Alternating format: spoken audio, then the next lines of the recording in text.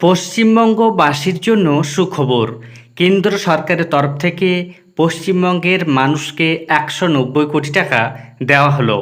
আবাস যোজনা প্রকল্পে কেন্দ্র সরকার অবশেষে পশ্চিমবঙ্গকে টাকা ছাড়লো।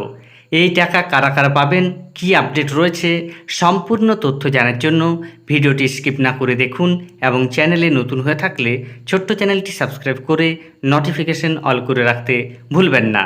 দেখুন এ বিষয়ে প্রতিবেদনে কি বলা হয়েছে। দেখুন, বলা হচ্ছে, কথায় বলে ঘরশত্রু বিভীষণ। এবার সেই সব বিভীষণেরাই দেখতে পাচ্ছে ঘরশত্রু ঠিক কাকে বলে। প্রায় 3 বছর ধরে বাংলাকে আবাস যোজনার টাকা দেওয়া বন্ধ করে রেখেছে কেন্দ্রের ক্ষমতাসীন নরেন্দ্র মোদীর সরকার। সেই টাকা আটকে রাখার পিছনে অভিযোগ তোলা হচ্ছে দুর্নীতির, কিন্তু সেই সব দুর্নীতি খতিয়ে দেখতে কেন্দ্র থেকে একের পর এক প্রতিনিধি দল পাঠানো হয়েছে বাংলায়, কিন্তু তারা কোনো দুর্নীতিই খুঁজে পাননি। তবুও টাকা আসেনি, কেননা সেই টাকা আটকে রাখার নেপথ্যে কাজ করে গিয়েছে বঙ্গ বিজেপির নেতাদের নোংরামি। তারাই দলের শীর্ষ নেতৃত্বকে পরামর্শ দিয়েছিলেন বাংলার প্রাপ্য আবাসের টাকা যেন আটকে রাখা হয়। কার্যত বঙ্গ বিজেপির নেতারা ঘরশত্রু বিভীষণের ভূমিকায় অবতীর্ণ হয়েছিলেন। কিন্তু লোকসভা নির্বাচনের পরে ছবি বদলাচ্ছে। দেশে বিজেপি যেমন একক সংখ্যাগরিষ্ঠতা হারিয়েছে, তেমনি বাংলাতেও তাদের আসন কমেছে। এই অবস্থায় বঙ্গ বিজেপির নেতাদের আর বিশেষ পাত্তা দিতে চাইছে না পদ্মের নেতারা।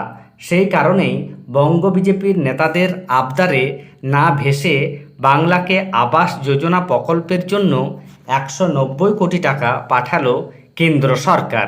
নবান্ন সূত্রে জানা গিয়েছে, কেন্দ্র সরকার যে 190 কোটি টাকা পাঠিয়েছে তা শহুরে আবাস প্রকল্পের জন্য। তবে সেই খাতে শুধু কেন্দ্র সরকারই যে টাকা দিচ্ছে এমন নয়, মুখ্যমন্ত্রী মমতা বন্দ্যোপাধ্যায়ের নেতৃত্বাধীন রাজ্য সরকারকেও সেখানে টাকা ঢালতে হচ্ছে, কেননা সেই প্রকল্প কেন্দ্র ও রাজ্যের যৌথ প্রকল্প। কেন্দ্র তার ভাগের টাকা পাঠিয়ে দিয়েছে, এবার রাজ্য সরকার তার ভাগের 248 কোটি টাকা বরাদ্দ করতে চলেছে কোষাগার থেকে। সব মিলিয়ে রাজ্যের শতাধিক পুরসভা এলাকার জন্য মোট 440 কোটি টাকা বরাদ্দ করা হচ্ছে। ওই টাকায় নানা পুরসভা এলাকায় বসবাসকারী গরিব মানুষের বাড়ি তৈরি করে দেওয়া হবে।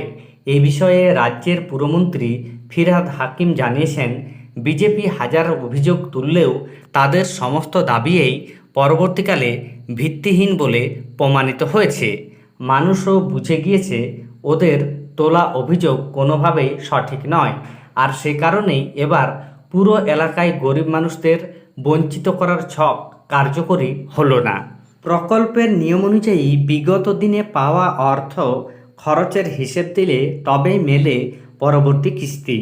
এর আগে গত বছর মার্চ এপ্রিল মাস নাগাদ শহুরে আবাস প্রকল্পে রাজ্যের প্রাপ্য 500 কোটি টাকা ছাড়তে বাধ্য হয়েছিল মোদী সরকার। সেই টাকার খরচের হিসাব যথাযথভাবে দিয়েছে রাজ্য সরকার। তারপরেই এবার আসছে পরবর্তী পর্যায়ের 190 কোটি টাকা। ফলে এই ক্ষেত্রে রাজ্যের বিরুদ্ধে অভিযোগ তোলার সমস্ত দরজা বিরোধীদের কাছে বন্ধ হয়ে গেল। আবাস প্রকল্পে দুর্নীতি নিয়ে বঙ্গ বিজেপির দাবি একেবারেই ধোপে টিকল না। শহুরে আবাসের ক্ষেত্রে বেনিয়মের অভিযোগ তোলা হয়েছিল গত লোকসভা নির্বাচনের আগে, তুলেছিল বঙ্গ বিজেপির নেতারাই, কিন্তু এখন তাদের সেই অভিযোগ পুরোপুরি খারিজ করে দিল কেন্দ্র। নবান্নের আধিকারিকদের দাবি, এই প্রকল্পের অধীনে নির্মিত বাড়ির গায়েই কেন্দ্রের ঠিক করে দেওয়া লোগো বসানো সহ অন্যান্য একগুচ্ছ শর্ত ছিল, সেগুলো ঠিকমতো মানা হচ্ছে কিনা তা দেখতে বাংলায় পর্যবেক্ষক দলও পাঠিয়েছিল কেন্দ্রীয় সরকার। তারা পরিদর্শনে এসেও রাজ্যের পুরো এলাকায় আবাস প্রকল্প নিয়ে কোনো রকম অনিয়ম খুঁজে পায়নি।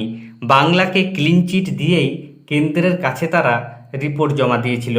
সেই সূত্রেই এসেছে টাকা। তাহলে বুঝতে পারছেন, কেন্দ্র সরকারের তরফ থেকে পশ্চিমবঙ্গবাসীর আবাস যোজনার জন্য 190 কোটি টাকা বরাদ্দ করা হয়েছে। ধন্যবাদ।